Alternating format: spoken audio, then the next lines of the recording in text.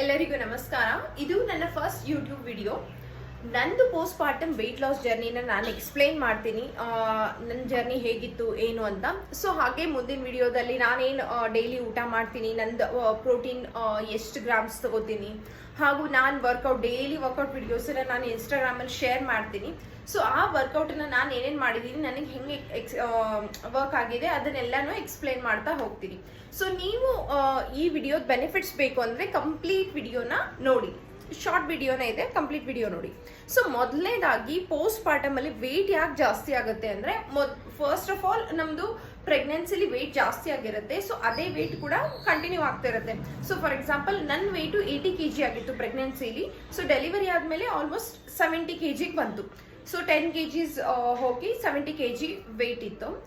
So ಏನಾಗುತ್ತೆ, ಈ 70 kg ನಾವು ಲೂಸ್ ಮಾಡ್ಕೊಳ್ಳಿಲ್ಲ ಅಂದರೆ ಅದು ಹಾಗೆ ಉಳಿಯುತ್ತೆ. ಆಮೇಲೆ ಪೋಸ್ಟ್ ಪಾರ್ಟಮಲ್ಲಿ ಏನಾಗುತ್ತೆ ಅಂದರೆ, ನಮಗೆ ಮನೇಲಿ ಜಾಸ್ತಿ ಸ್ವೀಟ್ ಕೊಡ್ತಾರೆ. ಫಸ್ಟ್ 3 months ಅಂತೂ ಫುಲ್ ಸ್ವೀಟು, ಆಮೇಲೆ ಫುಲ್ ಜಾಸ್ತಿ ತುಪ್ಪ ಈ ಥರ ಜಾಸ್ತಿ ಊಟ ಮಾಡ್ತೀವಲ್ಲ. ಸೊ ಇನ್ನೂ ವೆಯ್ಟ್ ಇನ್ನೂ ಜಾಸ್ತಿನೇ ಆಗುತ್ತೆ. ರೈಸ್ ಜಾಸ್ತಿ ಊಟ ಮಾಡ್ತೀವಿ, ತುಪ್ಪ ಹಾಗೂ ಡಿಫ್ರೆಂಟ್ ಸ್ವೀಟ್ಸ್ ಎಲ್ಲ ಕೊಡ್ತಾರೆ. ಬೆನ್ನು ಗಟ್ಟಿ ಆಗಲಿ, ನಡ ಗಟ್ಟಿ ಆಗಲಿ, ಫುಲ್ ಬಾಡಿ ಗಟ್ಟಿ ಆಗಲಿ ಅಂತ ಕೊಡ್ತಾರೆ. ಸೊ ಫಸ್ಟ್ 3 months ನಾವು ಅದನ್ನು ತಿನ್ನಲೇಬೇಕು. No excuses. ಅದು ಆರೋಗ್ಯಕ್ಕೂ ಕೂಡ ತುಂಬ ಒಳ್ಳೆಯದು. ಆ ಟೈಮಲ್ಲಿ ತುಂಬಾ ಹೆಲ್ಪ್ ಆಗುತ್ತೆ. ಸೊ ಅದು ಲ್ಯಾಕ್ಟೇಷನ್ನಿಗೂ ಕೂಡ ತುಂಬ ಹೆಲ್ಪ್ ಆಗುತ್ತೆ. ಸೊ ಇದೆಲ್ಲ ಆದಮೇಲೆ 3 months ಆದಮೇಲೆ ಸೊ ಇನ್ನು ವೆಯ್ಟ್ ಸ್ವಲ್ಪ ಜಾಸ್ತಿನೇ ಆಗಿರುತ್ತೆ. 70-72 ಫುಲ್ ಗುಂಡ್ಗೆ ಆಗಿಬಿಟ್ಟಿರ್ತೀವಿ ನಾವು. ಸೊ 3 months ಆದಮೇಲೆ ಯಾರೇ ಮದರ್ಸ್ ಆಗಿದ್ರು, ನಿಮ್ಮ ನಾರ್ಮಲ್ ಡೆಲಿವರಿ ಆಗಿರಲಿ ಅಥವಾ C-section ಆಗಿರಲಿ, ನೀವು ವರ್ಕೌಟ್ ಸ್ಟಾರ್ಟ್ ಮಾಡಬೇಕು ಅಂದರೆ 3 months ಆಗಿರಲೇಬೇಕು. 3 months ಕಂಪ್ಲೀಟ್ ಆದಮೇಲೆ ನೀವು ವರ್ಕೌಟನ್ನು ಸ್ಟಾರ್ಟ್ ಮಾಡಿ. ಹಾಗೂ ಇವಾಗ ನಾನು ನನ್ನ ರಿಪೋರ್ಟ್ಸನ್ನು ಶೇರ್ ಮಾಡ್ತೀನಿ. ನಾನು 3 months ಪೋಸ್ಟ್ ಪಾರ್ಟಮಲ್ಲಿ ವರ್ಕೌಟನ್ನು ಸ್ಟಾರ್ಟ್ ಮಾಡಿದ್ದು. ಸೊ ನಾನು 3 monthsಲ್ಲಿ ನಾನು ಈ ಬ್ಲಡ್ ರಿಪೋರ್ಟ್ ನಂದಿದ್ದು ಅವಾಗ ಟೆಸ್ಟ್ ಮಾಡಿಸಿದ್ದು. ನಂದು ವರ್ಕೌಟ್ ಸ್ಟಾರ್ಟ್ ಮಾಡೋಕ್ಕೂ ಮುಂಚೆ ನಂದು ಗ್ಲುಕೋಸ್ ಎಷ್ಟಿತ್ತು. So it was around like 5.7 pre diabetic ಅಂತ ತೋರಿಸ್ತಾ ಇತ್ತು. ಸೊ ಇದು ಮೊನ್ನೆ ಮಾಡಿಸಿದ್ದು, ಲಾಸ್ಟ್ ಮಂತ್ ಮಾಡಿಸಿದ್ದು. ಸೊ 1 month ನಾನು ವರ್ಕೌಟ್ ಕಂಪ್ಲೀಟ್ ಆದಮೇಲೆ, ನನ್ನ ಡಯಟ್ ಎಲ್ಲ ಕಂಪ್ಲೀಟ್ ಆದಮೇಲೆ ಮಾಡಿಸಿದ್ದು. ಸೊ 5.3 ಬಂದಿದೆ. So it really works. ಏನು ಅಂತಂದರೆ, ನಿಮ್ಮ ಡಯಟ್ ಹಾಗೂ ನಿಮ್ಮ ವರ್ಕೌಟನ್ನು ನೀವು ಮೇಂಟೈನ್ ಮಾಡಬೇಕು, ಕನ್ಸಿಸ್ಟೆಂಟ್ ಆಗಿ ಮಾಡಬೇಕು. ಒಂದಿನ ಮಾಡಿಬಿಟ್ರೆ ನಮ್ಗೆ ರಿಸಲ್ಟ್ ಬರಲಿಲ್ಲ, 1 ತಿಂಗಳು ಮತ್ತೆ ಬಿಟ್ಟು ನೆಕ್ಸ್ಟ್ ಮಂತ್ ಮಾಡಿದರೆ ಅದು ವರ್ಕ್ ಆಗಲ್ಲ. ಸೊ ಕಂಟಿನ್ಯೂಸ್ ಕನ್ಸಿಸ್ಟೆಂಟ್ ಆಗಿ, ಅದು ನಂಗೆ ಗೊತ್ತು ಅದು ತುಂಬಾ ಕಷ್ಟ. ಯಾಕಂದರೆ 3 months ಮಗು ಜೊತೆಲಿ ಇಟ್ಕೊಂಡು ವರ್ಕೌಟ್ ಮಾಡೋದು, ಡಯಟ್ ಮಾಡೋದು ತುಂಬಾ ಕಷ್ಟ. ಬಟ್ ನೀವು ಮಾಡಿದ್ರೆ ನಿಮ್ಗೆ ಮುಂದೆ ಹೆಲ್ಪ್ ಆಗುತ್ತೆ. ಇಲ್ಲಾಂದರೆ 6 months 9 months 1 year ಆದಮೇಲೆ ನಾವು ತುಂಬ ಲೇಸಿ ಆಗಿಬಿಡ್ತೀವಿ. ಏನಾಗಲ್ಲ ಬಿಡು, ನಾನು ಇರೋದೇ ಹಿಂಗೆ, ಇದು ಹಿಂಗೆ ಕಂಟಿನ್ಯೂ ಆಗುತ್ತೆ ಅಂತ ನಾವು ಮಾಡಲ್ಲ.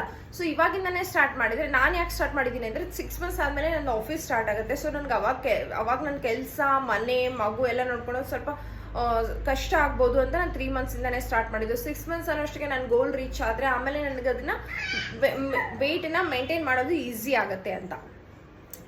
ಸೊ ಆಮೇಲೆ ಏನು ಗೊತ್ತಾ, ಪೋಸ್ಟ್ ಪಾರ್ಟಮಲ್ಲಿ ಏನೇನು ಪ್ರಾಬ್ಲಮ್ಸ್ ಬರುತ್ತೆ. ಪೋಸ್ಟ್ ಪಾರ್ಟಮಲ್ಲಿ ತುಂಬ ಜನರಿಗೆ ಅಂದರೆ ನಿಮ್ಮ ಡೆಲಿವರಿ ಆದಮೇಲೆ ತುಂಬ ಜನರಿಗೆ ಬೆನ್ನು ನೋವು ಬರುತ್ತೆ. ಬ್ಯಾಕ್ ಪೇನ್ ಅದು ತುಂಬ ಹೇಳ್ತಾರೆ. ಬಾಡಿ ಪೇನ್ ಬರುತ್ತೆ. ಸೊ ಹಾಗೆ ಹಲ್ಲು ನೋವು ಕೂಡ ತುಂಬ ಜನರಿಗೆ ಬರುತ್ತೆ.